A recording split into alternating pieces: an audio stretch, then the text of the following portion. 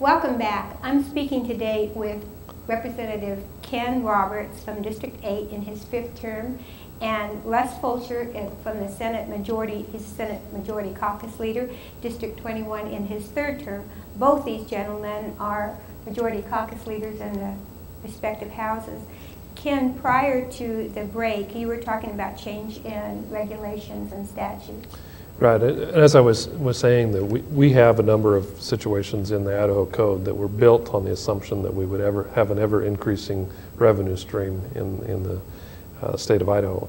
And what we've realized in the last 18 months is that revenue stream can actually take a significant decrease. And as Senator Fulcher pointed out in the first segment, those revenues are down about 24%.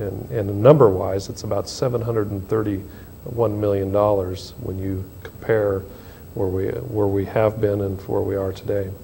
So as we look at regulations, those come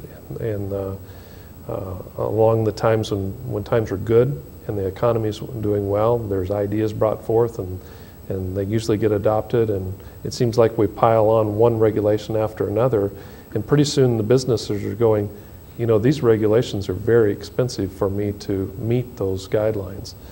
So that's one segment of it, and then we also have statutes in the law that will require you know, significant increases in education spending that are kind of built on autopilot. And we've found that, you know, if you had that sustainable income all the time, they would probably work. But now that we don't, we're having to go in and we'll have to make some changes.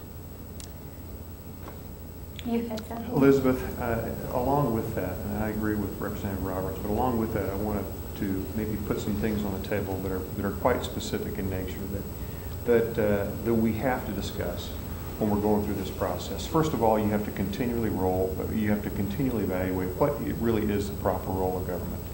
There's at least 8 different agencies that are currently state funded that I believe at least we have to take another look at. And I'll just go through some. There's a Women's Commission, Blind Commission, Hispanic Commission, Commission on the Aging, Independent Living Council, Vocational Rehab Commission, and the list goes on.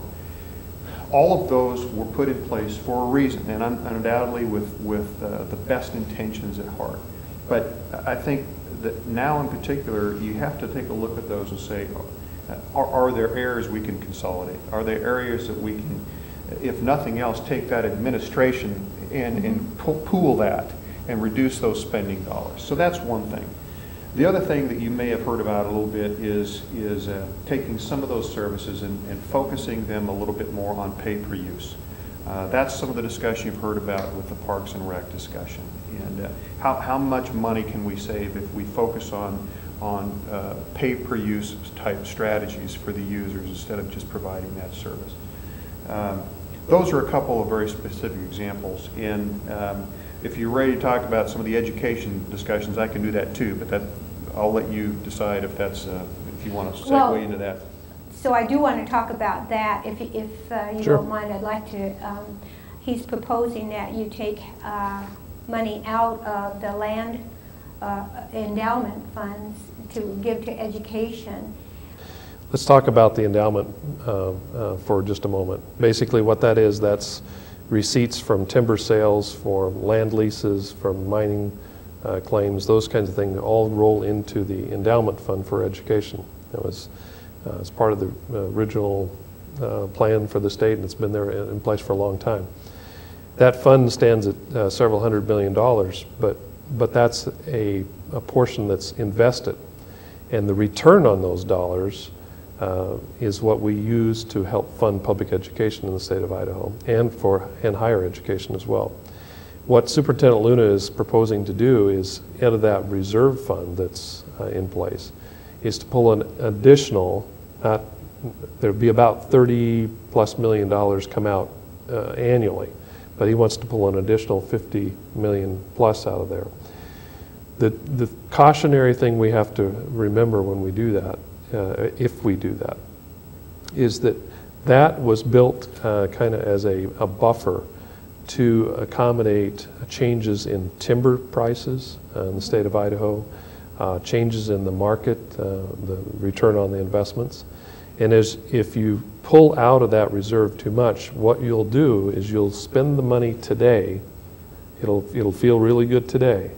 But the long-term effect of it is that endowment will then not have the ability to return to public education over the long term, those same dollars plus the earnings on those dollars. Sounds like another bailout. Well, what it is, we're borrowing education money from the future and spending it today. And that's the short of what is being proposed. Depending on what happens, it may not be there in the future. It will be one-time money for ongoing expenses. Right. And so you just have to take extreme caution before you make that. And you have to replace that if you can. And depending on none of us knows what the future holds, right? Just depends on how quickly we can come out of this. Well, the State Land Board, probably 5 years ago, set up this reserve fund because of the instability of those funds. We'd have swings of maybe $40 million, $45 million, and then the next year, depending on what happened to timber prices or other things that affected the market, you'd see maybe 15 million come out of the endowment for education. So there was this big swing, and so they put that in place to kind of stabilize those payments to public education, and it's worked very well.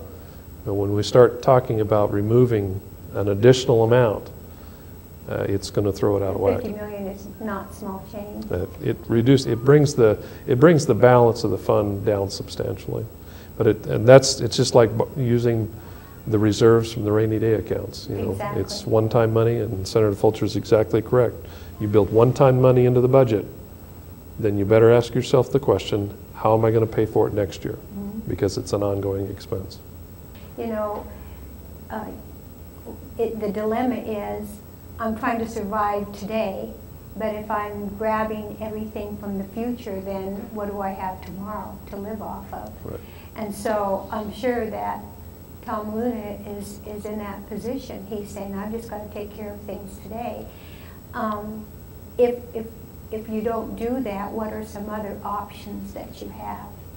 Elizabeth, I look back, and we're all a product of our experiences, and I look back at some of the experience that I've had in the business world, not to compare business to government all the time, but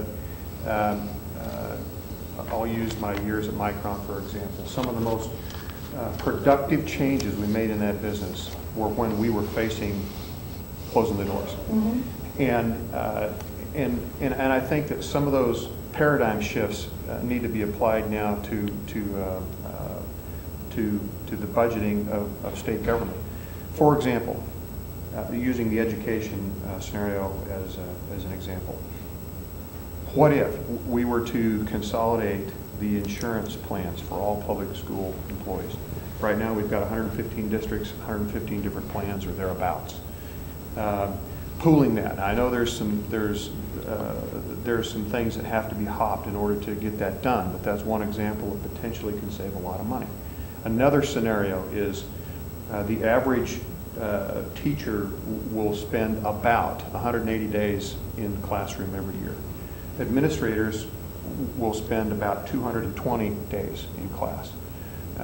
Is it possible to reduce those administrative days closer to the teacher days? There's a lot of money in that delta. And I know that administrators are under a tremendous amount of pressure too, but it's one of those things I think we just have to look at.